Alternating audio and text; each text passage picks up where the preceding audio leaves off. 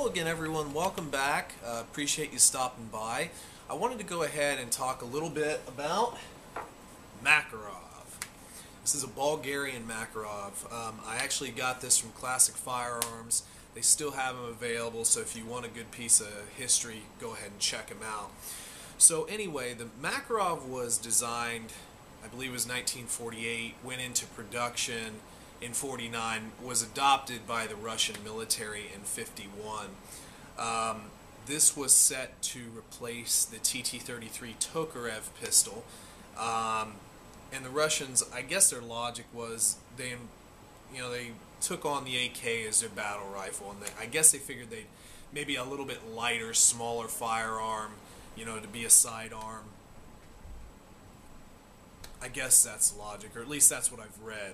And they did sort of have like a contest to figure out the new pistol, and apparently the Makarov was like, just had a lot less problems. Apparently the other designs that were presented just had a lot more failures and malfunctions, and this came out really smelling like roses, so to speak, in comparison to everything else. The design itself was borrowed pretty heavily from the Walther PP, which, I mean, we'll break it down a little bit. I'll show you some of the similarities. It is fairly similar. It doesn't quite look the same, but in a way it does. But Nikolai Makarov, he borrowed pretty heavily from it. But anyway, the Bulgarian ones that you'd get from Classic, right now they are sending them out with 2 sets of grips. This is what was on it. I'm not a big fan of these little black grips. They have this little thumb thing here. It's just not quite as comfortable. The Bakelite grips I have here are a little bit less bright than the old set I had on another Mac. They're a little bit chewed. It's not horrible, but I like the brighter ones. These definitely work though. You have a little star there, just a single bolt on in the back. The Makarov does have, originally it did come with fixed sights. The Bulgarian one employs the fixed sights.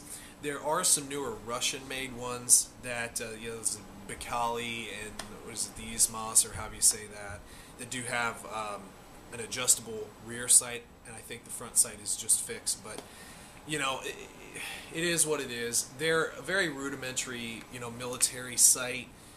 Acquisition's okay, but it's not great.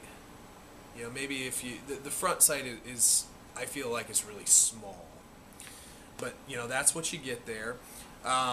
It does employ an 8-round magazine, which does have a heel release, not the what we would consider more standard thumb release.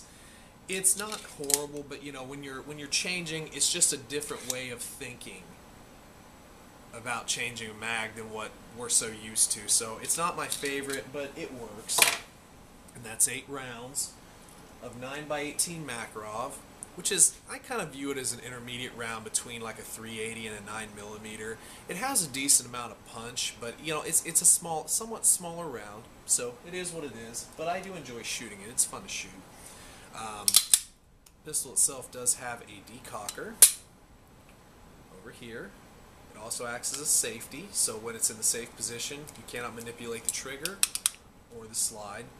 When you drop it down, you can then go into double action mode, which is kind of a bear. It's a long pull. It's not horrible, but it is a longer pull. Single action is not too bad. And then the reset is pretty short. You can really rack off rounds here, but the single action pull is a little long by standards today, but it's not horrible. It feels pretty good. What else about the pistol? I mean, one thing that I will comment on is the grip. If you were going to one-hand this, you'd have no problem, but as soon as you bring your offhand to support, there's very little room in between the slide and the frame, and obviously you don't want to put your hand on the frame, so I tend to kind of take a little bit of a double grip like that, and I just have my left thumb just sort of out in the air like that, just to make sure that I'm not hitting anything. And it does have enough space between the frame and the slide, so you don't really have to worry about slide bite, which can happen with regular Walthers. It's not a super light pistol by today's standards, but this thing would have been nice and compact. It does allow a full hand grip, which is also kind of cool. So, you know, take that as it may. Anyway, let's go ahead and break it down just a little bit. So this is where it comes into the Walther territory. First of all, you need to pull down your trigger guard, which is basically spring-loaded, and you just want to kind of set it up there on the frame, just slightly offset. You're going to pull the slide all the way back, lift up, and away you go. The barrel is mounted to the frame, fixed to the frame. Some people like that. I really don't care. The recoil spring is around the barrel, and that's pretty much how it's designed. This is essentially the same thing as a Walther, just a simple blowback design. Get it together, get it back, same procedure. Lock your trigger guard back, and you're ready to fire. Fairly easy breakdown, simple blowback design. The pistol itself is made pretty well. These are pretty much made like tanks. And I don't want to debate on which country had a better one, because they all pretty much had the same quality.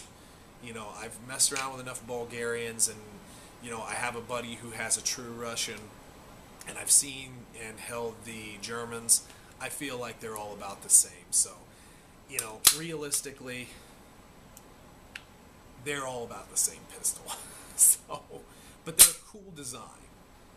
They feel okay in the hand. They shoot, you know, pretty well. There's really no recoil, so this is something that, you know, beginner shooters can fire without, you know, fearing the recoil. It's just a slightly different way of gripping that you just have to watch out for the slide and just fire away. With the reset, you're really going to have a good pistol. So that's the Bulgarian Makarov. Now, I do have a cool little holster here that I picked up a few years ago. This was used by the Spetsnaz Special Forces, and so from my understanding, y'all can correct me if I'm wrong, but from my understanding, what you would do is essentially no round in the chamber, holster the weapon, full magazine in there. You can even leave the safety on. Now the cool part about this is that you're not gonna bring it out like normal. That's not the procedure. You keep your loop down and you pull through. That will chamber around, disengage your safety, and allow you to start firing. So what we'll do, we'll put the safety on through the holster again, and like so, and it takes a fairly sturdy belt to do this. Disengages the safety, would chamber around for you, and then you can go to your firing motion. You know, these holsters have fluctuated in price. I've seen them anywhere from $50 to $80, but they're a neat piece of history. They're not out there as much. I was happy to get one, and even if I don't have the pistol forever, this will always stay in there just in case. Because if I ever get a Russian Makarov for a decent price, that will stay in the safe. I do kind of view the Russians as a cut above, despite the quality not being any different. I appreciate the originals. So anyway, that was the Bulgarian Makarov. Bought it from Classic Firearms. Just wanted to share it with you real quick. So appreciate y'all stopping down. Appreciate all the subscribers, and just feel free to leave any comments you might have about the pistol or any questions. Hit the old like button and check out my second channel, Broke Outdoors. That is me and my brother's outdoor channel. Just give it a look. Hit the subscribe button there too, and stay tuned for more videos. Y'all have a good rest of your day. Bye.